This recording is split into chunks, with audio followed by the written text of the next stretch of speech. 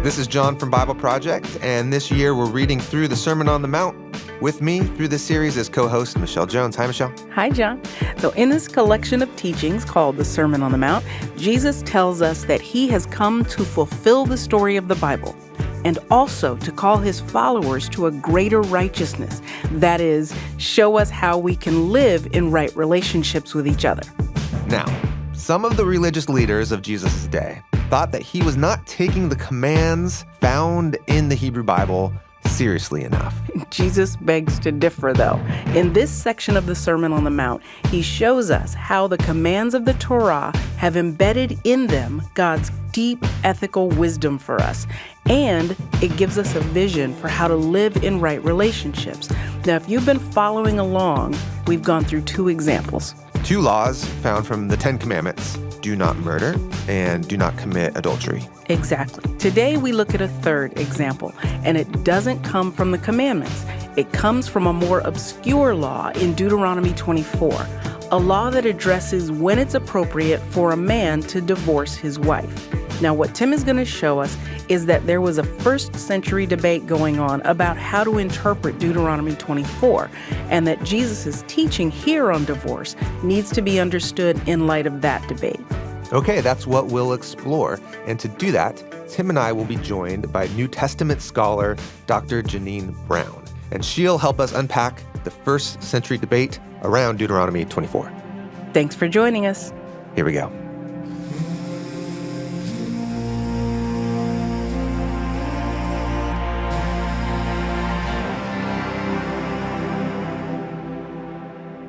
Hi, Tim. Hi, Jon. We're going to look at the third case study that Jesus gives about how to find God's deep ethical wisdom in the ancient law code of Israel. Let me just read it.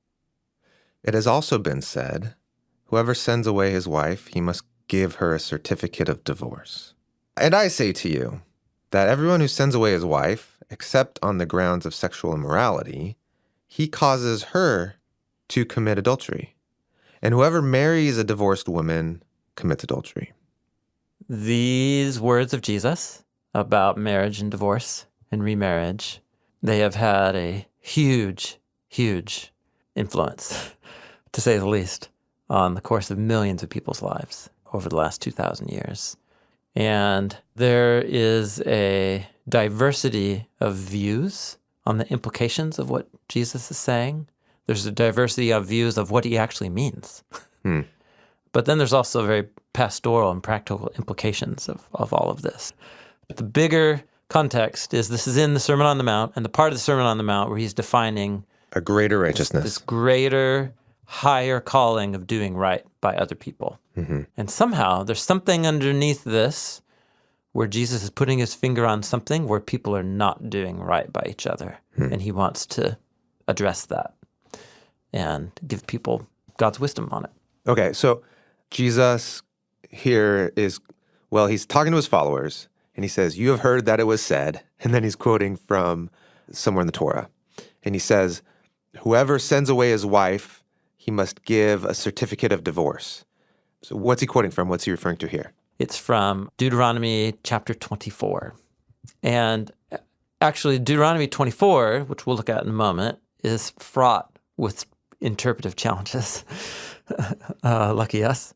But then also, Jesus is going to repeat these words in another conversation later on in the same book of the Bible, in Matthew. It's actually a longer story where you get more context and more explanation that makes things more clear. If we go look at that later story, it will bring clarity to what Jesus means and doesn't mean in this section here. So the story is in Matthew chapter 19. I'll just read the story. Some Pharisees came to Jesus in order to test him. Yeah. And they asked, is it legal? And by legal, they mean according to the Torah. Yeah. Not according to Roman law. Mm-hmm. Is it legitimate according to the covenant laws of the Torah? Yeah. That a man can send away his wife, which is Hebrew idiom for divorce. That a man can send away his wife for any reason at all. This is a test. That's their test question. What's your position on divorce, Jesus? And even more specifically, it's not just what's your view on divorce, what's your view about any reason divorce? This is a live debate happening in Jesus' day among teachers of Torah and rabbis. Okay. So it's super important to register. First of all, their question's not even genuine. Right. It's framed as a test. They're not looking to learn what Jesus thinks. They want him to slip up. Totally. This is what happens whenever a popular or famous figure gets up in a press conference. Yeah. And the gotcha questions. It's the loaded question. There's no way to win it because it's such a controversial issue that anything you say will automatically categorize you and divide the room, and nobody else will hear what you're saying. Right. So Matthew's saying that's the nature of this issue. They're asking him a question that's so controversial and loaded, Yeah. they're hoping to discredit his reputation. They're like handing him a grenade. Totally. Which means they're not asking him, Jesus, what are your views on marriage and divorce? Yeah. It's a very specific question about a specific debate. Specifically, can it be for any reason? Correct, any reason. And the reason they're bringing that up is because of the way Jewish Bible teachers were debating all these issues in relation to Deuteronomy chapter 24. So I'll read it. This is my translation, Deuteronomy 24:1. It says, if a man, so the law is even framed from a male's point of view. If a man takes a woman and marries her, and it comes about that she does not find favor in his eyes because he found in her some nakedness of a matter. We'll talk about that phrase. That's your translation? Yes. Nakedness of a matter. Nakedness of a matter. This is the phrase that the rabbis are all divided about how to interpret what it means. But it's the word nakedness, and then it's the word davar, which can mean word or thing. So this is just a very wooden, literal translation. The literal translation. Nakedness I'm trying of to a matter. bring out the ambiguity of it. Okay. So let's say that he finds in her an ervat davar, nakedness of a matter, and so he must write for her a scroll of cutting off. Divorce papers. Divorce papers. So this is the phrase, nakedness of a thing. Well, does this phrase show up elsewhere in the Torah? Nope. Elsewhere in the Hebrew Bible? Nope. So it appears only here. Great. It's a dense, ambiguous little phrase, and was interpreted in very different ways. Yeah. Jesus is being drawn into a contemporary first century controversy among Jewish Bible teachers. You can go to contemporary Jewish sources or memories of this debate because this debate was a big deal, and it's still registered in Jewish sources. So in the Talmud, which is a collection of Jewish writings and reflections based on the interpretation of the Torah that preserve memories of the teachings of rabbis from all over history, but in the first century. There's a memory that preserves that there were 3 positions of prominent rabbis in the first couple centuries. And we're just going to focus on 2 that were at the center of this debate.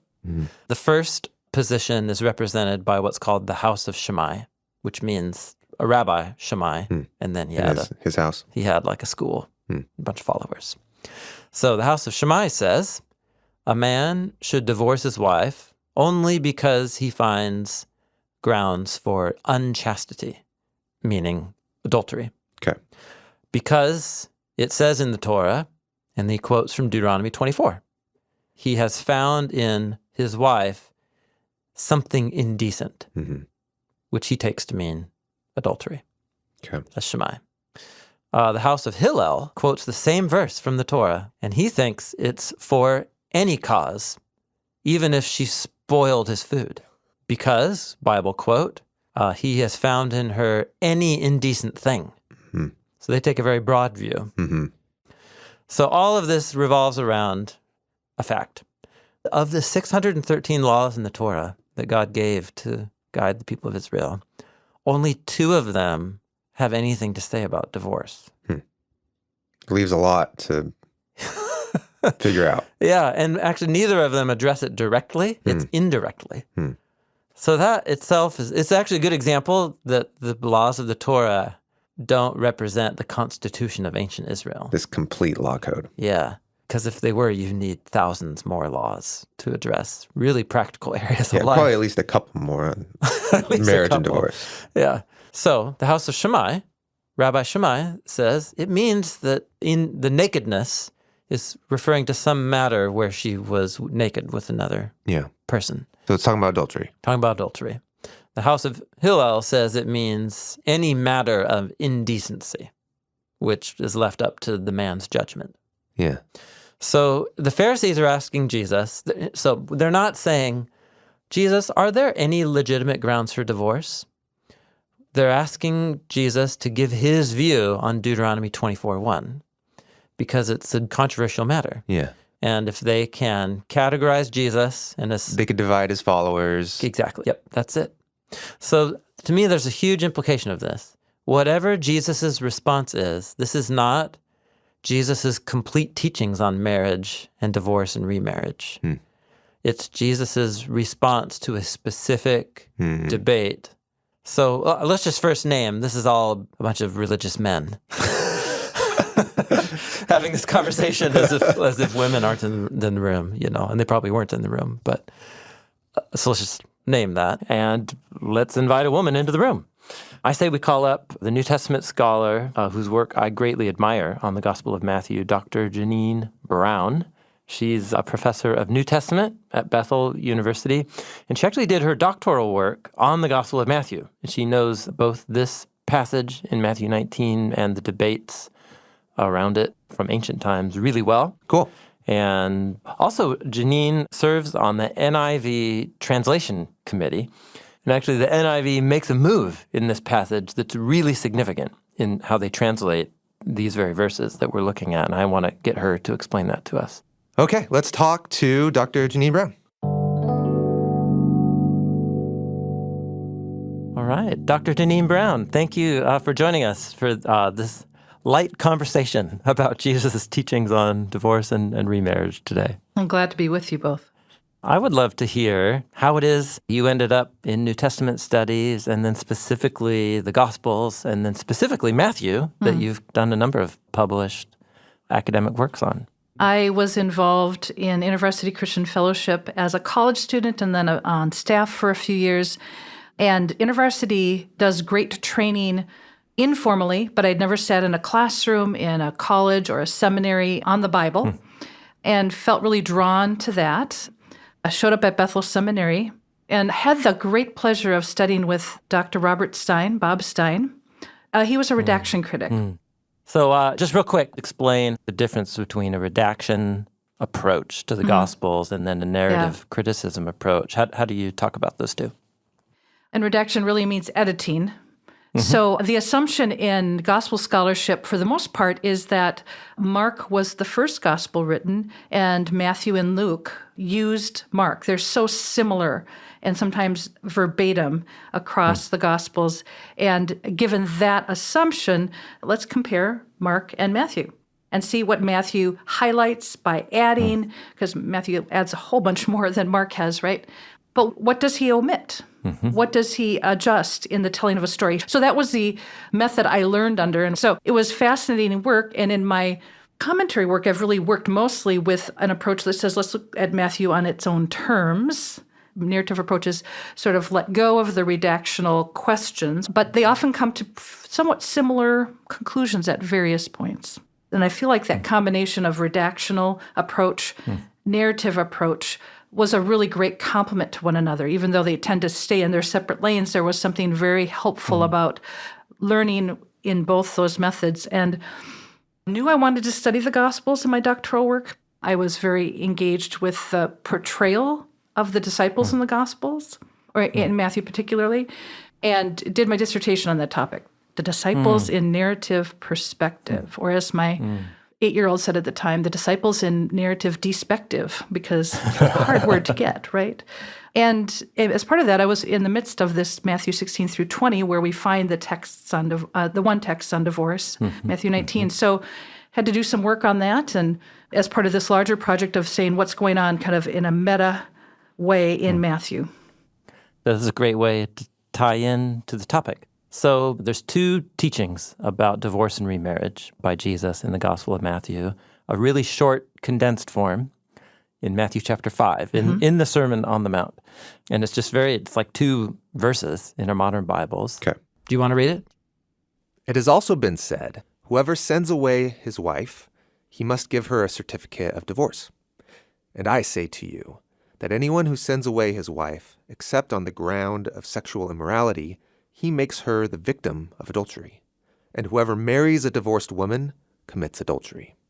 But then what's interesting is that seems like a condensation of a much broader teaching of Jesus about divorce and remarriage in Matthew chapter 19. So to talk about one of these passages is kind of to talk about the other. Absolutely. And so in Matthew 19, this is where we get clued into that there's a debate going on, I think, that the Pharisees are testing Jesus when they ask, is it lawful for a man to divorce his wife for any reason whatsoever?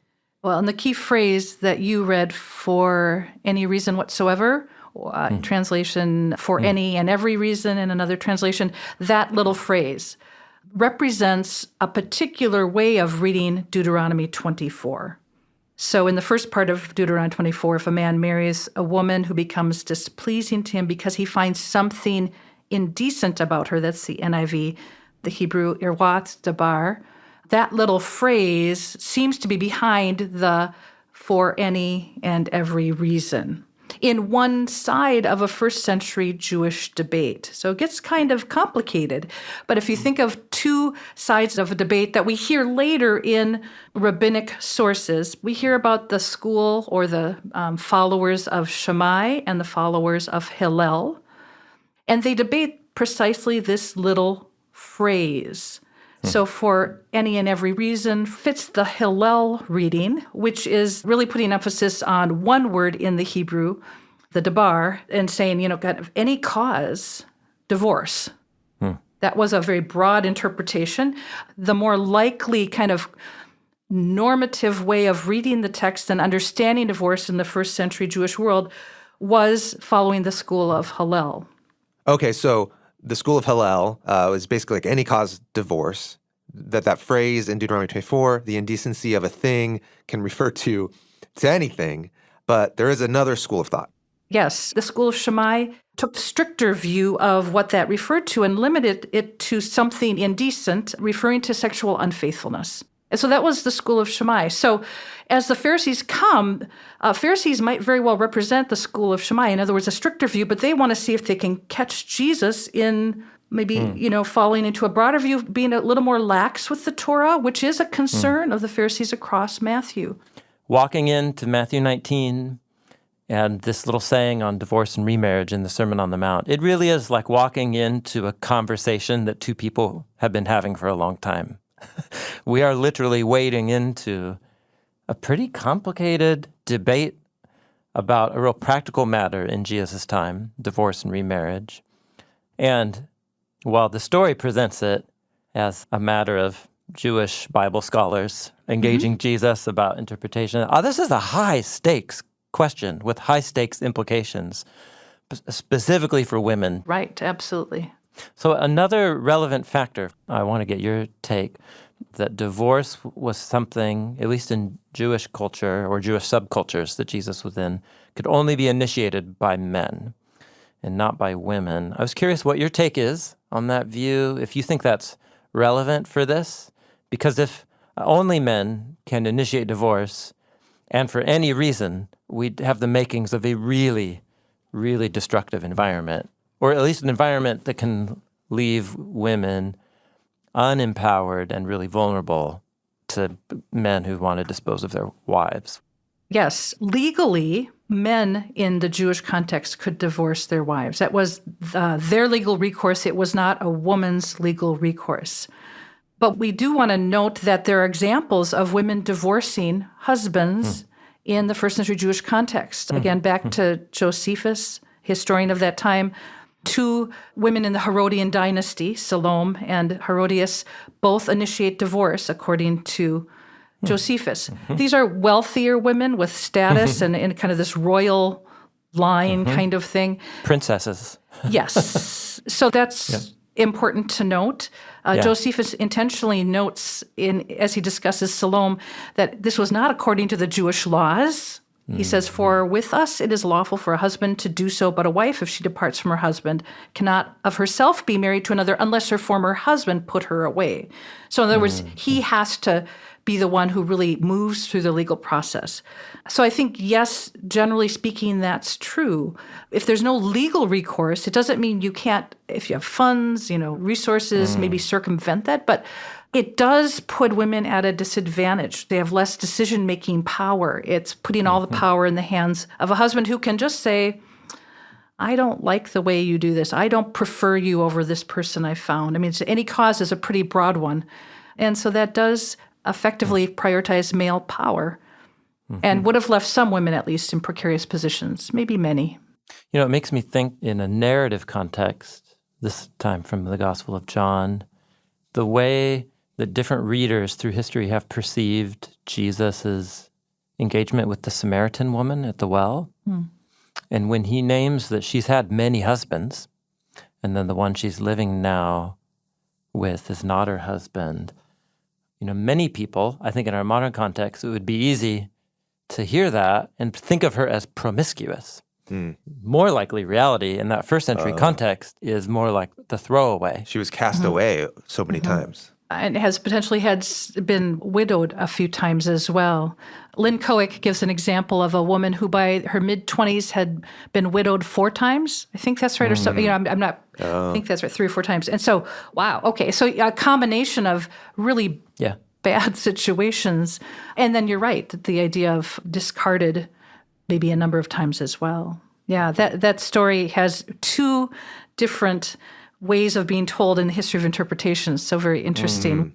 Okay. So Jesus is in a culture where women, for the most part, have no rights to initiate a divorce. Yeah, in a context where only men could legally initiate divorce, and they could do so effectively for any reason. In that context, you can hear how things could run amok quickly.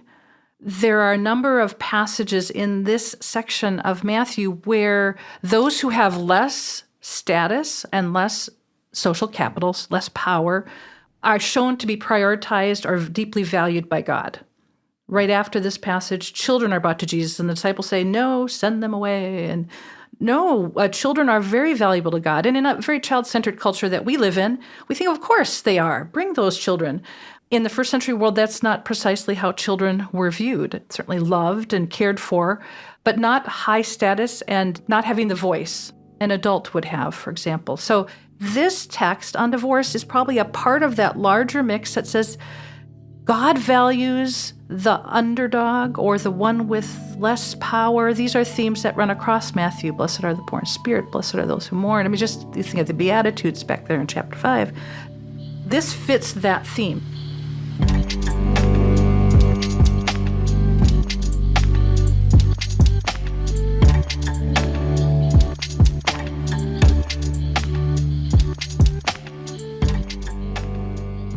I think that helps us gain perspective also on what Jesus says next.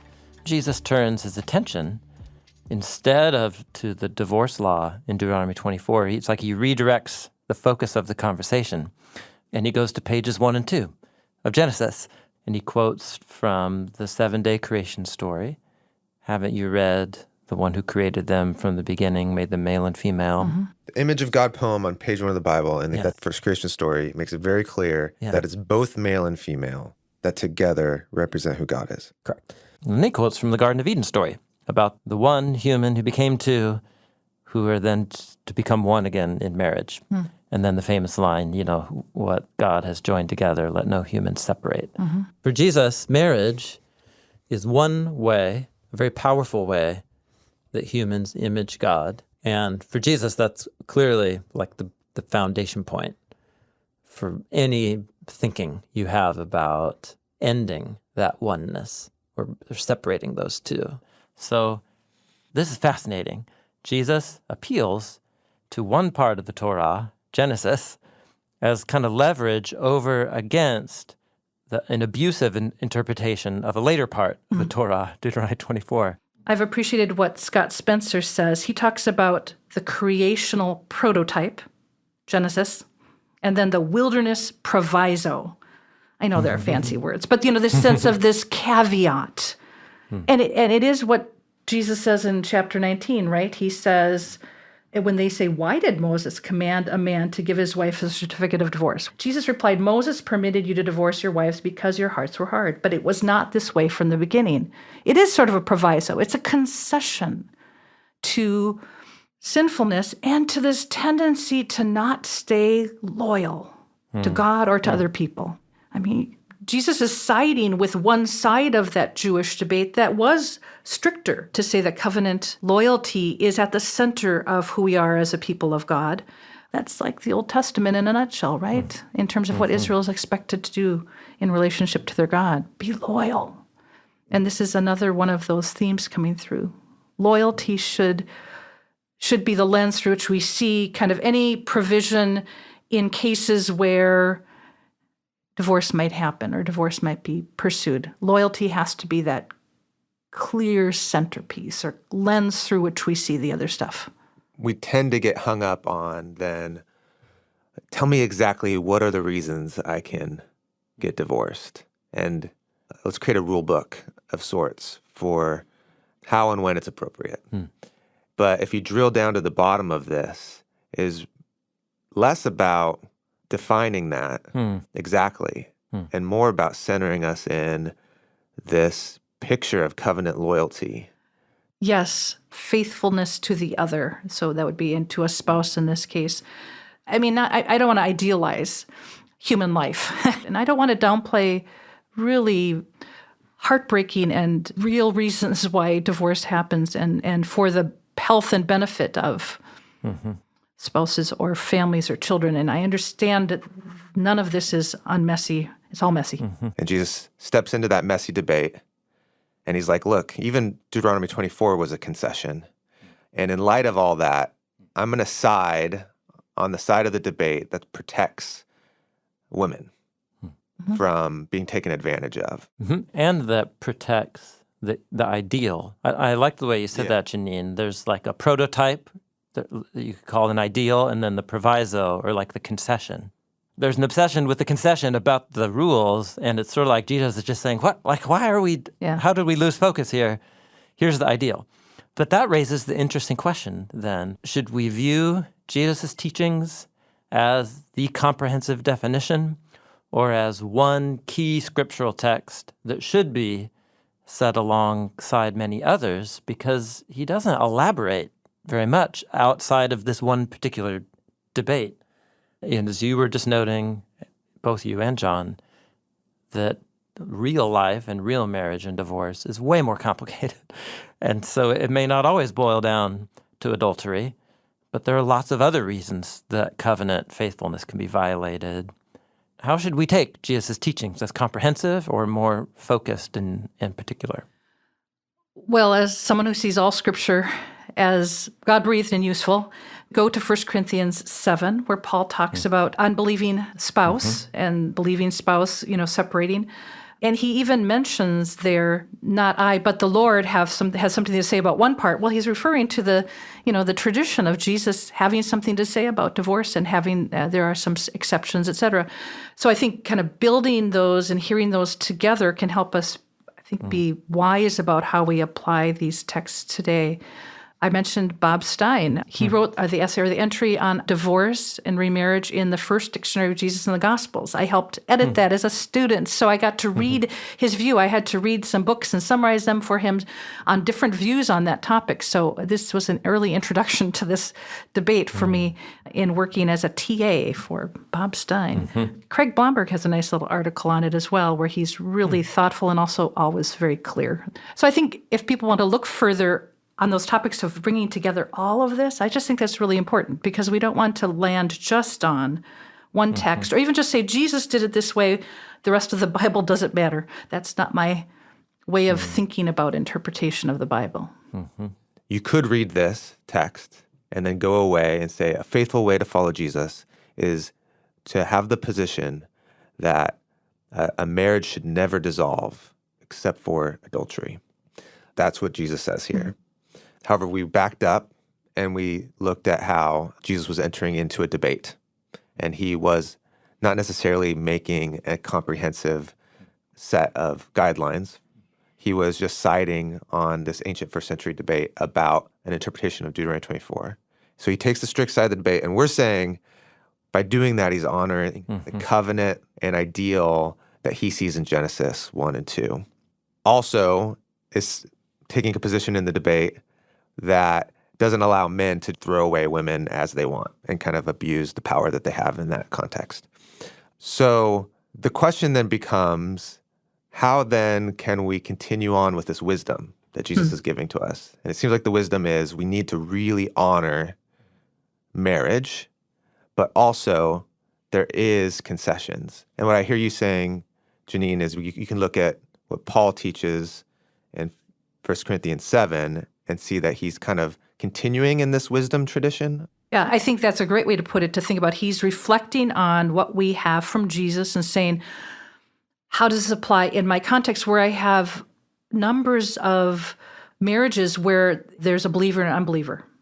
And sometimes the unbelieving person just hikes out the door. What do we do with that? And it's also in a wider context in the Greek and Roman world, Greco-Roman world. So even how divorce functions a bit differently there, or how, who could initiate, all those kinds of things. But it is this idea of the seeking of wisdom in those new situations.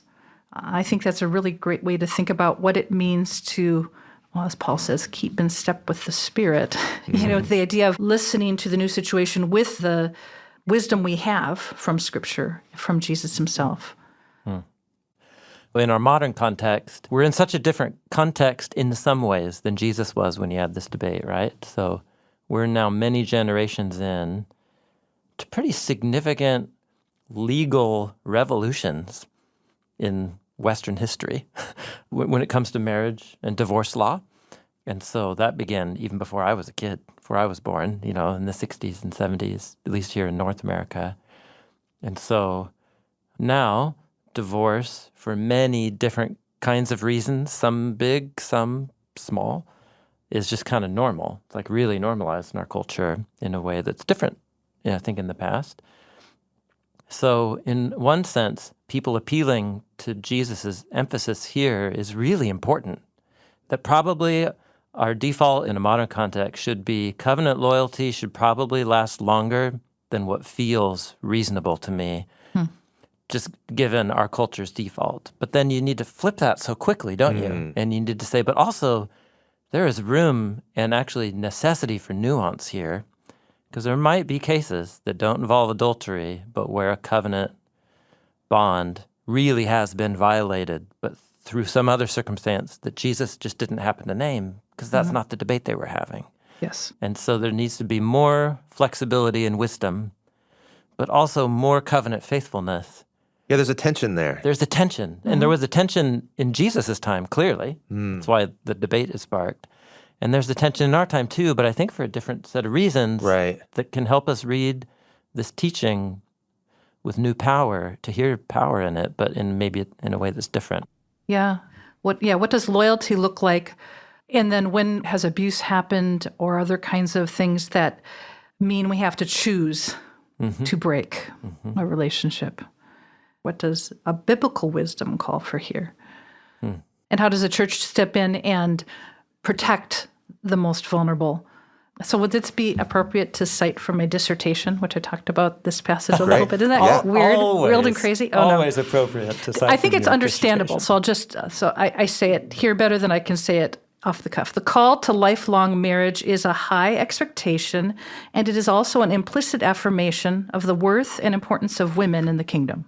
It's good. So it's a both and that both and, out of that context, means that we've got to listen to both of those streams, or those wisdom streams.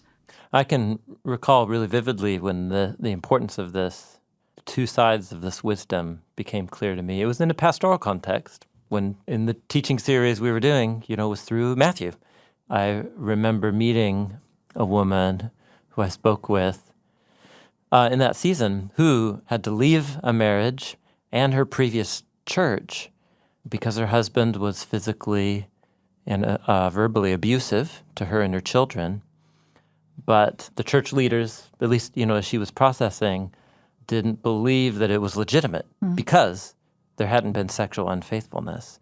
And so I'll never forget learning more about her story And it just struck me in a real personal way how powerful and significant the implications are of how we take Jesus' teachings in this context, and that there is just that balance. It would be easier if Jesus had just given us the definitive rule book.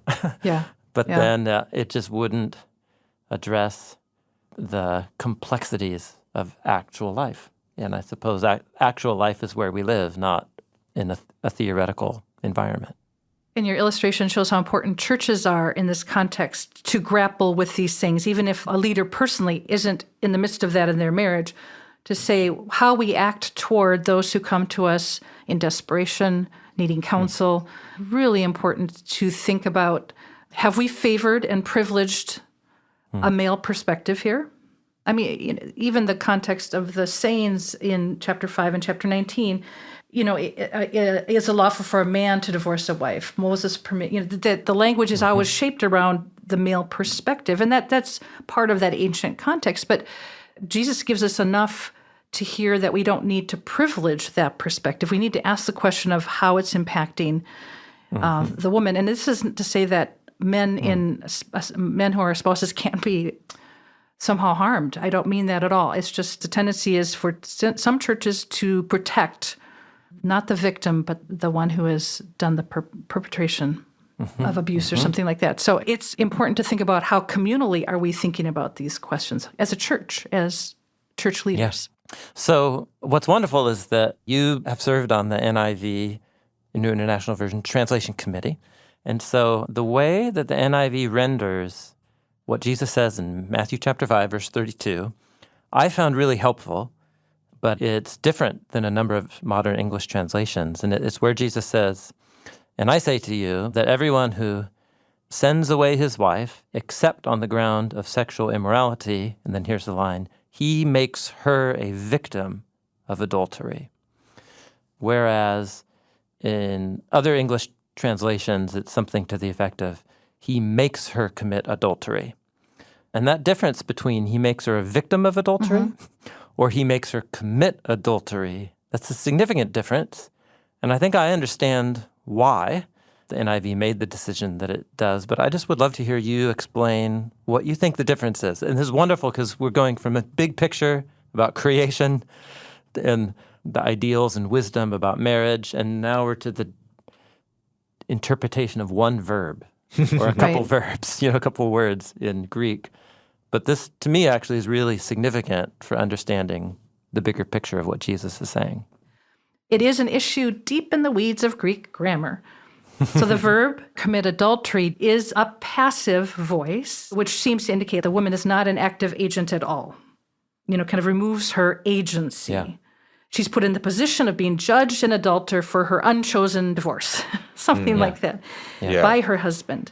He makes her commit adultery. He makes the act of her remarrying and having sex with her new husband an adulterous act. In a Jewish context, you're free to remarry, and for a woman, it's probably more important that you do so. So you have, unless you go back to your family of origin, and there's means there to take care of you, it's kind of a precarious position. Single women didn't fare well in the first century world.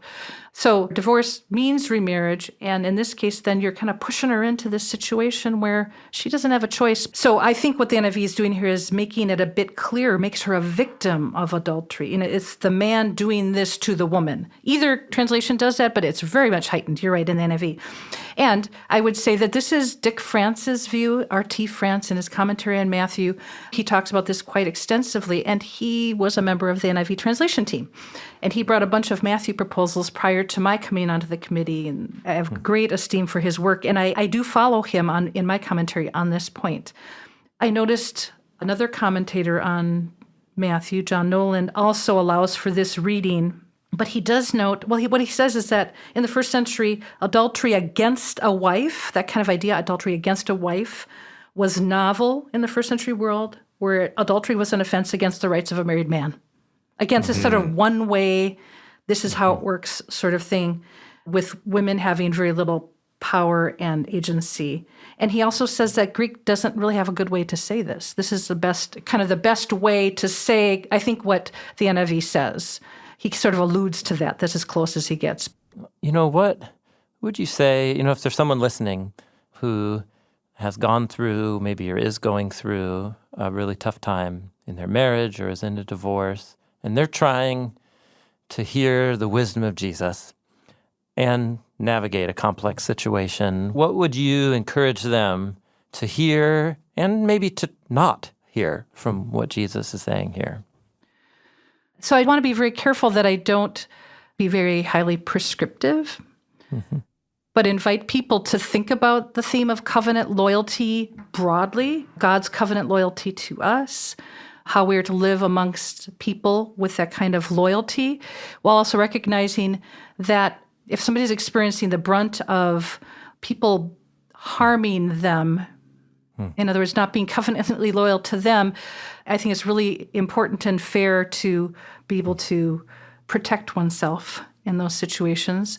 But for me, thinking of that theme of covenant loyalty as an important ideal that I try to aspire to, and realizing that in God's covenant loyalty to me, God has given great grace. I have forgiveness in Christ. That can never not be a part of this conversation, that we are forgiven for so much. Go to Matthew 18 and you see the parable that says how much we owe and the great forgiveness that's been lavished upon us. I think that would be my final word I'd want people to feel and hear, is that God is the God of forgiveness all the time. And our response is to live in loyalty to that amazing God. Well said. Thank you for that wisdom, Jeannine. And thank you for taking time to talk with us. I love where Jeannine leaves us, that in spite of us, in spite of everything, that God is a God of grace and mercy. And at the end of the day, we start at the beginning of the story, that we're created for and called into covenant loyalty with God and with one another. Okay, so we've looked at 3 case studies so far on murder, adultery, and divorce. And these first 3, they work as a triad. Right. They all have a common thread. God's wisdom demands that we must treat everyone with dignity. That leaves us the last 3 case studies. In these next 3, Jesus teaches on oath-keeping, retaliation, and enemy love. And together, they work as a triad as well, giving us a vision for how humans can work together in spite of inevitable conflict. In the next case study, we'll look at the ancient practice of oath-keeping. We'll look at how it's human nature to try to manipulate people with promises, and we'll listen to the simple teaching of Jesus. Let your yes be yes, and your no be no. We got to learn a little bit about Israelite oath swearing to make sense of what Jesus is saying here.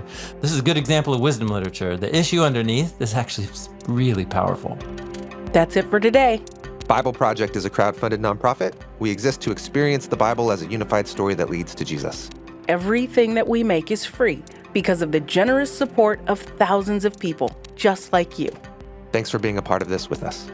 Hi, this is Tiffany, and I'm from Augusta, Georgia. Hi, this is Tim, and I'm from Clearwater, Florida. I first heard about BibleProject when doing research for a sermon on the temptation of Jesus, and was blown away by the overview video of the book of Matthew. I first heard about BibleProject a couple of years ago. I use BibleProject for homeschooling our kids. My favorite thing about BibleProject is the fact that it's super simplistic, but it's also really in-depth. I use BibleProject for benefit of the church, where I'm a pastor, but also for personal development and reflection. So that every single person in our family can grow closer to God and learn more about His Word. We believe the Bible is a unified story that leads to Jesus. We're a crowd-funded project by people like me. Find free videos, study notes, podcasts, classes, and more at BibleProject.com. Hi, this is Cooper, here to read the credits. Jon Collins is the creative producer for today's show. Production of today's episode is by producer Lindsey Ponder, managing producer Cooper Peltz, producer Colin Wilson. Stephanie Tam is our consultant and editor. Tyler Bailey is our audio engineer and editor, and he also provided the sound design and mix for today's episode. Tyler Bailey and Aaron Olse edited this episode. Brad Witty does our show notes. Hannah Wu provides the annotations for our app. Original Sermon on the Mount music is by Richie Cohen, and the BibleProject theme song is by Tense. Tim Mackey is our lead scholar, and your hosts, Jon Collins and Michelle Jones.